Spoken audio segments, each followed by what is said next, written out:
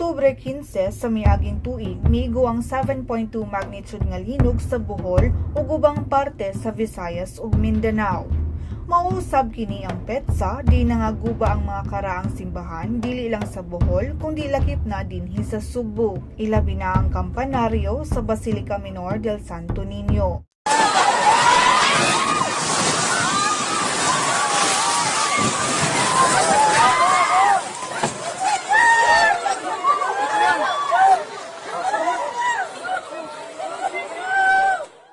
Ang candle vendor nga sinang Minda, usa sa mga nakasaksi sa pagkatumpag sa kampanaryo.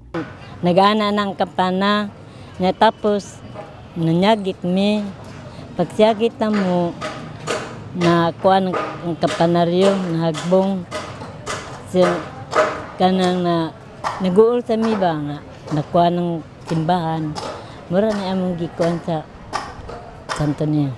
Si Architect Malva Hava, miyembro sa Conservation Heritage Research Institute and Workshop sa University of San Carlos, nibutyag nga anaa pa sa retrieval stage ang pag-ayo sa kampanaryo.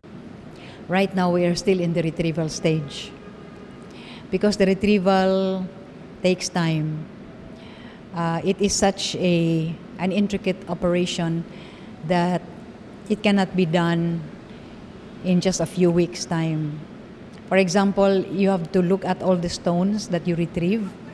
Then you have to select the dressed stones from the carved stones from the colored stones. And then you have to pile them in a certain way.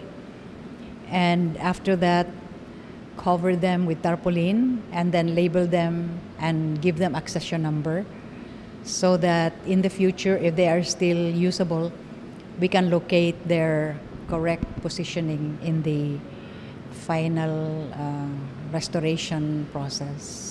Sigo ni Hava nga lakip sa mga hagit sa pag-ayo sa kampanaryo mo ang availability sa pondo nga magikan sa National Historical Commission of the Philippines sa komunidad ug sa mga stakeholders sa simbahan. Matod ni Hava, dili pa sab mahuman ang kampanaryo atol sa 450th anniversary sa Kaplag sa Abril sa sunod tuig. I really cannot say when the restoration of the belfry will be completed because as you can see, a year has passed and we are still in the retrieval stage because it is that sensitive.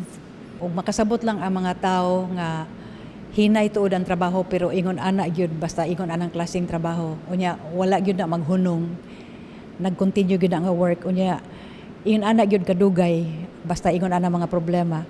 I think mutabang silag ampo o mutabang silag donation mas tingali madali-dali gamay pero dili gyud na madali-dali kay dili gyud lalim kuan inantigo kaayo ang pagtrabaho ni ana.